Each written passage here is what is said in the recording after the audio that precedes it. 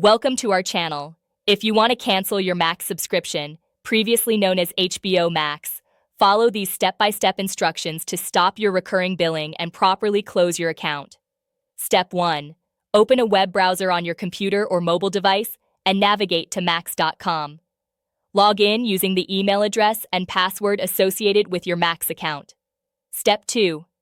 Once logged in, click on your profile icon in the top right corner of the screen. From the drop-down menu, select Account or Settings. Step 3. In the Account Settings page, look for the Subscription or Billing Information section. This displays your current subscription plan, payment method, and renewal date. Step 4. Find and click the Cancel Subscription button or link. This option may be labeled differently depending on when you subscribed and your payment method.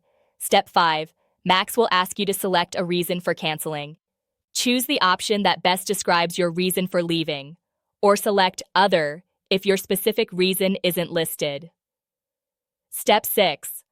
Review any retention offers that Max presents, such as discounted subscription rates or pause subscriptions. If you still want to cancel, click Continue with Cancellation. Step 7.